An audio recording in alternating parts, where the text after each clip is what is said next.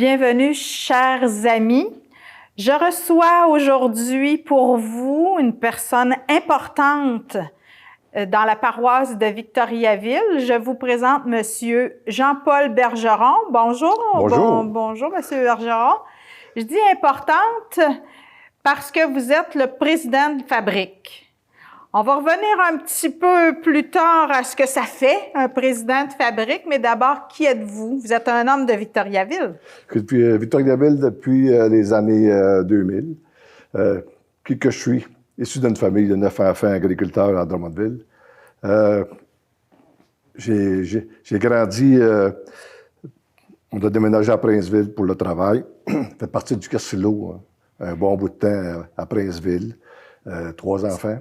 Vous avez des enfants? Oui, 3 enfants, 2 filles, un garçon. Vous avez fait quelques villages autour, là. Vous avez oui, été, vous connaissez bien la région. Oui. Puis, j'ai voulu m'impliquer dans mon milieu. J'ai été entraîneur de hockey, entraîneur de soccer, des choses Avec les enfants, vous avez 3 enfants, vous avez dit? Oui. 2 filles? 2 filles. Un garçon. Un garçon. Puis là, maintenant, vous avez certainement des petits-enfants? 5. Ça, c'est le bonheur, ça? Ça, c'est le merveilleux. C'est la plus belle richesse qu'on peut pas avoir. La vie continue. Hein? Oui. Alors, vous avez fait votre cursilo. Vous êtes un homme de foi? Ça a toujours été très important. Parce que dans la vie, à un moment donné, il faut que tu t'appuies. Parce que tout seul, là, tu t'es abandonné, puis ça permet d'espérer. Tu as vécu des tempêtes, Oui. toutes sortes d'événements. Oui, puis c'est grâce à ça qu'on a passé au travail. Ton appui, c'était la foi. Oui. La communauté aussi, hein? C'est important pour toi, pour ta femme, la communauté, c'est-à-dire avoir des amis, des frères. Ah, très important, puis je dirais une communauté qui porte un peu un message. Ah oui. On parle pas juste de la politique, c'est important, qu'on ait des sujets un peu plus profonds. C'est bien important. J'aime beaucoup lire, tu sais, puis... Quand même. À ce niveau-là, les livres que je lis, là, j'en parle souvent avec notre curé David. J'aime bien avoir des échanges. Spiritualité, oui. livres qui portent des valeurs. Qui portent des valeurs. Qui donnent sens à la vie. Oui, puis qui nous aident à grandir, je dirais. Parce que moi, je parle du milieu communautaire parce que tu m'as dit, quand on se préparait à l'émission, que tu étais un entraîneur de hockey. Tu aimais ça entraîner. Il faut avoir un sens de l'équipe, de la gang, pour être un entraîneur de sport de hockey, entre autres. Là, c'est toute l'équipe, là. C'est pas juste ton fils. Oh non. L'équipe, là, c'est... Tu mets tous les talents combinés. Ça fait la meilleure recette au monde. C'est pour ça que on grandit avec les autres. On avance avec les autres. Puis, puis là, je parle aussi au niveau business. C'est que quand tu partages avec les autres, tu n'es pas obligé de faire les mêmes erreurs. Tu n'es pas obligé de te casser le nez à la même place. Fait que l'évolution, je pense qu'elle est supérieure.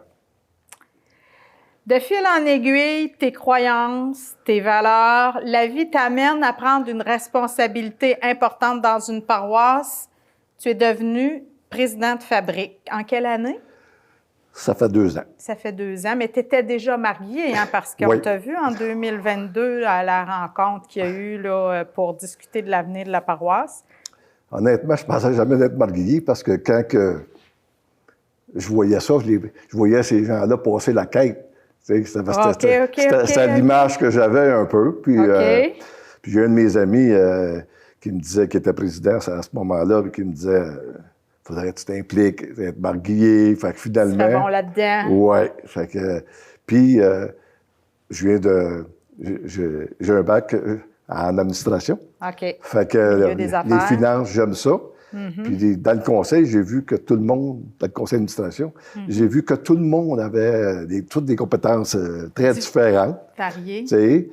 Puis on est là pour redonner aux suivants aussi, hein, pour aider. Puis je pense que la communauté a besoin à ce niveau-là énormément. Puis il faut dire que on parlait un petit peu des mariés.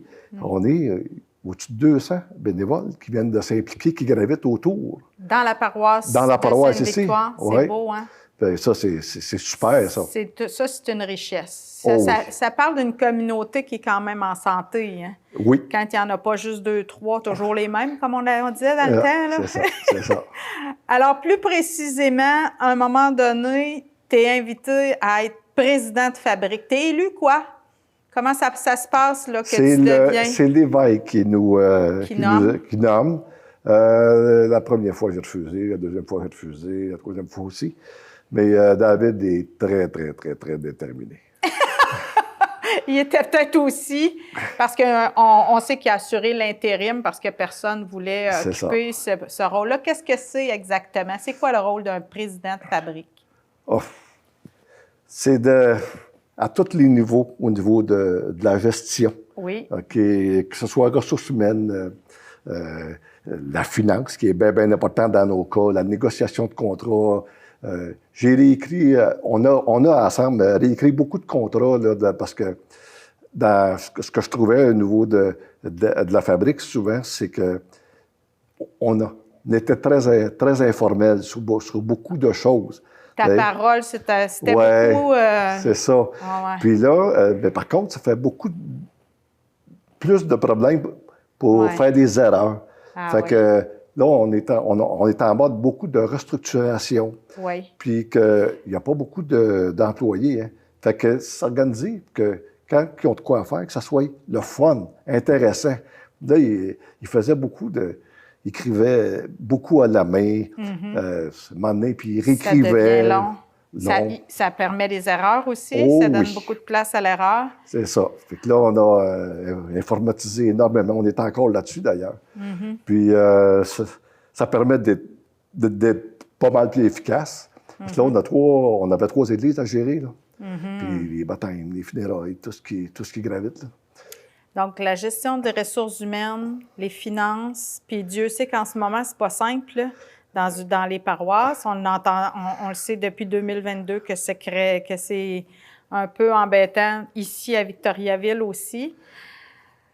Puis toute la question aussi du maintien puis des immobiliers, des immeubles de la paroisse, c'est-à-dire les presbytères, les églises, les stationnements, les clochers, tout ce qui appartient, les bâtiments qui appartiennent à la paroisse. Vous avez la gestion de ça au complet. Hein? Oui, puis là, c'est de dire qu'est-ce qu'on fait. Comme le clocher Notre-Dame de l'Assomption, à un moment donné, on l'a descendu. Oui. À un moment donné, c'est quoi la meilleure décision? Oui. Ça, c'est des décisions déchirantes, hein? Oh, très. Puis là, on avait Sainte-Famille. La couverture, là, on va être réparée, là, mais elle coulait beaucoup. Fait qu'on a des bénévoles qui sont venus étancher. Ça nous a aidé énormément en attendant qu'on la fasse à la grandeur. Fait que c'est... On a mis un plaster sur le bobo, comme on dit. En attendant, oui. En attendant. La semaine dernière, le 15 février, il y avait une grande rencontre qui convoquait tous les paroissiens parce que là, il se passe quelque chose d'important. On l'a vu dans les journaux aussi. La ville et la paroisse, c'est-à-dire le maire et les conseillers, et M. le président de fabrique avec M. le curé se sont assis ensemble puis ont proposé un plan qui a été accepté. Peux-tu nous parler de cette entente-là, Jean-Paul? En quoi ça consiste exactement? OK. Si tu permets, quand on était marquillés en 2014 à 2020, on avait mangé 800 000 OK? Déficit. Le déficit. Il y avait des surplus à ce moment-là dans la paroisse, c'est ça? Oui. Mais là... Ça descendait à chaque année. Puis les calculs qu'on avait faits, c'est qu'il nous restait 5 à 7 ans. Puis là, on formait, pas compliqué, sans les réparer, là, on formait toutes les églises. Puis c'est un non-sens, dans le fond. Là, parce que on n'a plus de lieu. On n'a plus de lieu de culte, puis c'est important pour la communauté de se rassembler, puis de célébrer, puis d'avancer là-dedans. Puis ça faisait 5 ans de mémoire qu'au niveau, qu'avec la ville, qu'on essayait de trouver... d'autres occupations, pour aller chercher plus de profits. Sources de financement. Oui, tu sais, on a fait des locations, exemple, Macarivieux est venu chanter, toutes des situations comme ça, puis on en a fait d'autres aussi. Tu sais, que pour... c'est quoi qu'il faut trouver? On regardait les autres villes, qu'est-ce qu'ils avaient fait. OK? Oui. De quelle façon? Il y en a qui ont viré ça en restaurant, il y en a qui font de la multi-occupation. Tu sais. Fait que ce qui nous arrive là, finalement, on avait fait une assemblée de consultation en 2022. Oui. Puis les paroissiens, ils sont conscients qu'on a de la misère à arriver, qu'il faut trouver des solutions. En avoir une de moins à entretenir, c'est très bien. Dans cette situation-là, pour la ville, puis pour nous autres aussi, c'est vraiment win-win, comme disait le maire, Oui. parce que les deux, ça nous rend service énormément. Puis ça garde la même vocation, d'une certaine façon, parce que dans ce qu'ils vont faire avec le terrain, ils vont développer... Attends un petit peu, on va spécifier que là, en principe, l'entente avec la ville, c'est que l'église de l'Assomption oui, excusez. va être vendue. C'est ça. Revient, hein? Là, oui, on est là-dedans. C'est surtout le terrain qui intéresse la ville. Oui. Parce que c'est un beau grand terrain, un beau grand stationnement. L'église est en santé, Oui. aussi, impeccable. Oui. Hein? On l'avait su lors de la consultation, justement. Oui, c'est notre église la plus en santé. Les deux autres églises... On a besoin de réparation. Oui. Et on a fait faire des carnets de santé il y a 2 ans. On a 4 millions de réparations à mettre sur les églises. Des deux autres seulement. Les deux autres seulement. Fait que c'est sûr que si demain matin, on décide qu'on fait réparer ça, on forme tout, là. Fait que c'est un non-sens. Fait que quand vous avez dit tantôt, on met un plaster, oui, pour là. Le patrimoine nous a envoyé 2 subventions cette année. Parce que Sainte-Famille, comme l'Église de Sainte-Victoire, sont éligibles de deux différentes façons à des subventions pour leur maintien. C'est ça. Fait que cette année, on va faire des joints de briques à Sainte-Victoire, de la couverture au complet à Sainte-Famille. OK. L'entente, c'est que la Ville achète pour 1 million l'Église de l'Assomption et son terrain. Oui. Mais il continue d'y avoir... on va avoir le droit de faire le culte encore. Des messes. Des messes pour 5 ans minimum. Minimum 5 ans. Fait que pour la communauté, les églises sont encore disponibles.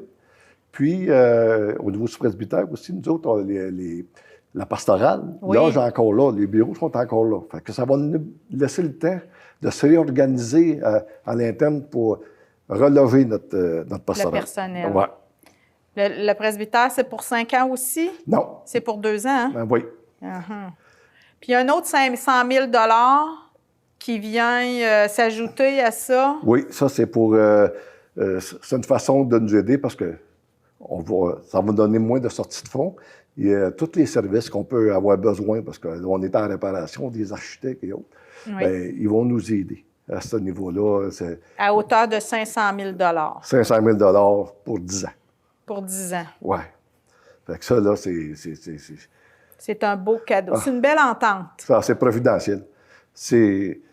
On vient, comme David disait, on vient de prolonger notre participation pour 20 ans à peu près. Oui, au moins. Au moins. Fait que ça, là, c'est un succès pour nous autres.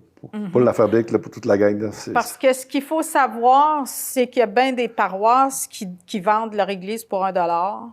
Il y en a qui la donnent, il y en a qui la font raser parce que ça coûte moins cher que de les réparer.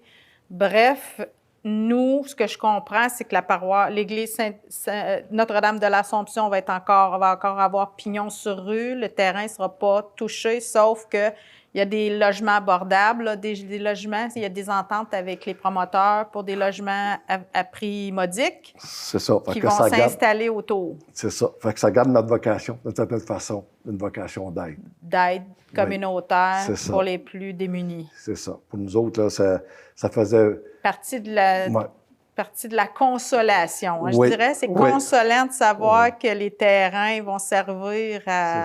Parce que c'est déchirant. Quand on arrive à cette décision-là, puis annoncer ça, les gens ont un sentiment d'appartenance Bien sûr. fort. On s'habitue, puis ça fait partie de notre vie. Hein. Mm. Puis là, de se faire enlever ça d'un coup sec, bien... Ça aurait été brutal un peu. Ouais. Mais là, ça va être progressif, puis on va voir au fur et à mesure ce qui va arriver. Ouais. Est-ce que cette transaction-là est au service de la mission pastorale? Comment? Je devrais dire, comment cette transaction-là est au service de la vision pastorale de l'Église? Bien, c'est qu'elle permet à la communauté de continuer. Ça, là, tout le long de la transaction, puis la ville était super. Là. À l'écoute? Oui. C'est que ça va nous permettre une belle continuité. Et puis ça, là, ça faisait partie de nos critères. Puis que ça arrive à un bon moment, je vais vous dire. Oui. Oui, parce que là, on ne savait plus quel bord trop où aller, parce qu'on les voyait, les réparations, là. Puis c'est beau, à un moment donné, mais tu ne peux pas toujours mettre des plasters partout. Là. Et, puis parce que là, ça va se désagréger. Ben oui, ça va juste coûter plus cher plus tard. Oui. Comment les réactions, là, vous commencez à sentir le pouls des gens? Comment ça se passe? Vous avez des réactions, des commentaires? Très bien. Très parce bien. que la rencontre qu'on avait eue, là, 2 ans, les gens, il y en a qui étaient très au fait qu'on avait des troubles financiers. Pour d'autres, ils pensaient que l'Église, c'était très riche. Puis, exemple, je partage... J'étais un golfeur l'été, puis je parlais avec mes confrères, ils disaient « Ben non, vous ne savez pas en tout, là, parce qu'on a beaucoup de difficultés, on vit avec des dons. Puis je pense que ça paraît, si on calcule les dons, puis la dîme de CBA, là, ça a encore augmenté cette année. Puis ça nous permet d'avancer. On a eu plus de locations. Heureusement, dans le clocher à Sainte-Victoire, bien, on loue des antennes. C'est toutes des sources de revenus pour nous autres là, qui sont très importantes. Ouais. Mais ça, c'est important de le dire. C'est faux de dire que l'Église de Victoriaville est riche. C'est très faux. Bien, c'est sûr qu'on a des belles bâtisses. Ils sont un héritage qu'on a reçu de nos ancêtres, mais les garder vivantes... ça demande de l'énergie, ça demande du chauffage, ça demande de l'entretien, ça demande des bénévoles. Oui. Tu sais, ça coûtait 100 000, exemple, là, 100 000 de chauffeur, les 3 églises. En même temps, les réparer, bien, ça prend de l'argent. Ça prend... fait que c'est de garder aussi le patrimoine, comme Sainte-Victoire. On voit mal. On voit mal comment on pourrait ne plus avoir l'église Sainte-Victoire au centre-ville. Oui, ça fait... Même l'arche. Je voyais dernièrement des gens qui photographiaient l'arche de Sainte-Victoire, là, puis elle a été réparée, elle a été embellie. Oui, ça, c'est encore tous des bénévoles qui nous ont fait ça. Même, on avait eu un don. OK? Donc, 5 000 je crois, d'une personne qui a dit ça ferait du bien qu'on répare ça. Puis, ça a été long à mettre en marche, mais ça a fait un beau travail. Là. Puis, ça permet aussi d'espérer qu'elle va rester en santé, je dirais. C'est ça. On fait ça pourquoi? Se donner du trouble de même, Jean-Paul? Parce qu'on y croit. Parce que moi, dans le monde où je deviens, faut tendre la main aux autres, puis c'est comme ça qu'on avance. Moi, je ne pourrais pas concevoir qu'on forme tout ça. Il y a un besoin de plus en plus grandissant, je dirais, de la part de la communauté. C'est dans l'ère Internet qu'on vit là, à un moment donné, d'être capable de faire, un peu ça du bédaine à bédaine, moi, là, qu'on se rend compte, puis qu'on peut placoter là, en vrai. Puis au niveau... des vraies affaires aussi. Des vraies affaires, puis les gens, ils osent beaucoup plus de spiritualité, où ce qu'ils s'en vont. du bien que ça lui a fait, des réconforts qu'ils ont eu grâce à ça. Parce qu'à un moment donné, quand tu as 30 ans, à un moment donné, 40 ans, tout va bien, puis tu n'es pas là. Puis c'est pas parce qu'on est vieillissant à un moment donné, on a le temps de penser, de dire, écoute, la vie, là, c'est plus que ça. Là. Aller travailler. Plus que travailler, voyager, c'est ça. Faire de l'argent, en perdre. Puis, honnêtement, que ce soit la prière, c'est pas passé date, ça, que ce soit de la méditation, le nom qu'on lui donne, ça donne une paix qu'il n'y a rien d'autre qui peut combler. Puis, honnêtement, c'est important. La vie, sans ça, ça serait... J'aurais manqué quelque chose. En tout cas, si je parle pas de moi, j'aurais manqué quelque chose. Tu as le souci aussi d'accompagner David. Il me semble que ça parle un peu de toi. Tu es un protecteur. Oui. D'accompagner David qui a sur lui là, un poids immense par rapport à tous ces défis. Oui. David, c'est que tout le monde allait voir David pour... On travaille énormément à responsabiliser nos gens. Puis, moi, faire les heures que David fait, je ne sais pas, moi, j'aurais de la difficulté à le faire. Parce que c'est pas juste...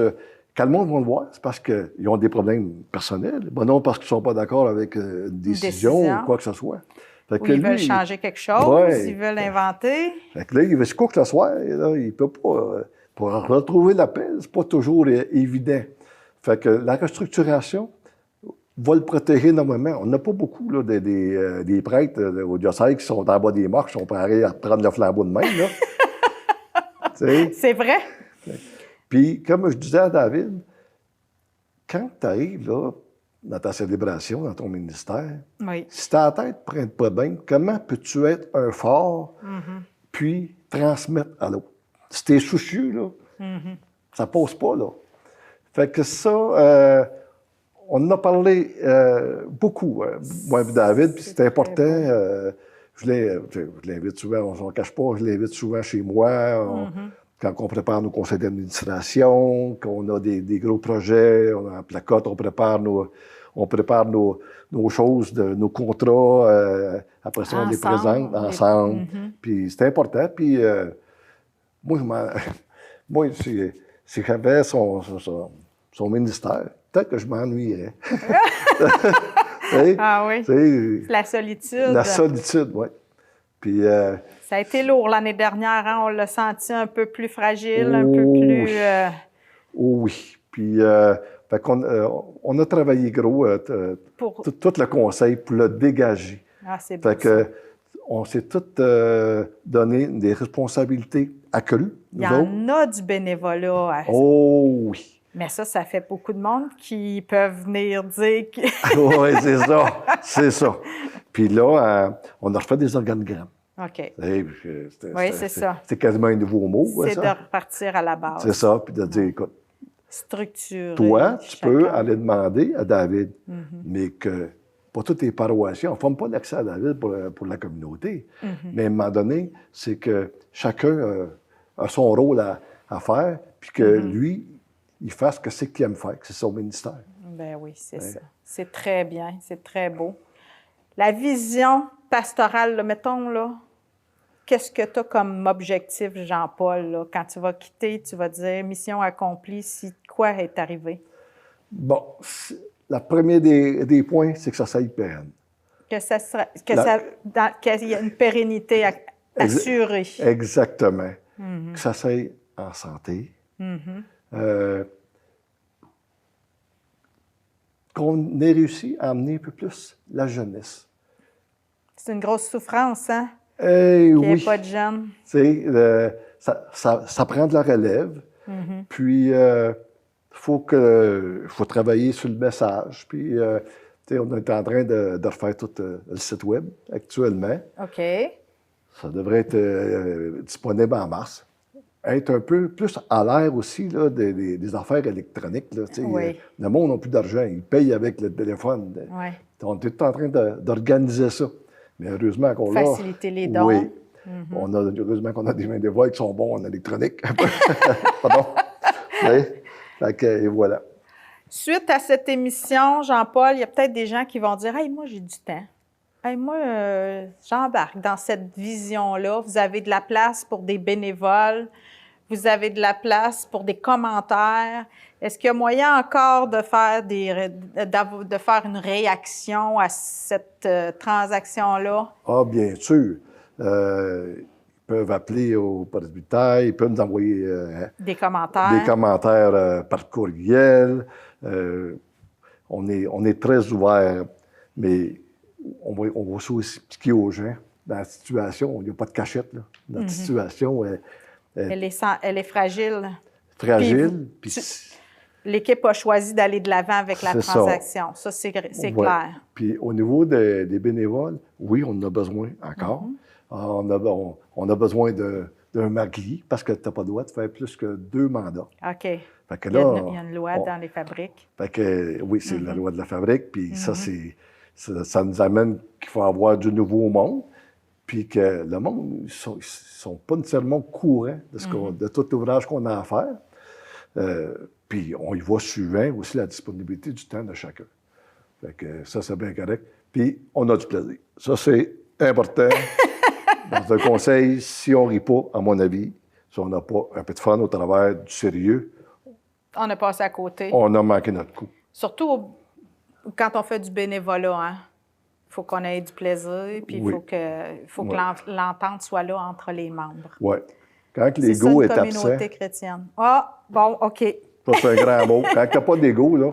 Même chez les marguilliers, l'humilité, c'est à sa place? Bien, je dis souvent qu'il faut se comporter en Église. Oui, c'est ça. C'est un mot que j'utilise souvent.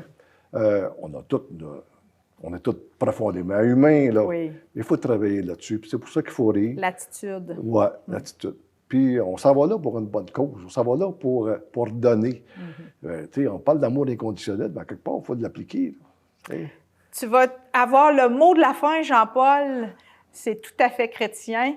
Merci d'avoir participé à cette émission d'information. Merci à chacun de vous pour votre présence. On se dit à la semaine prochaine. Au revoir.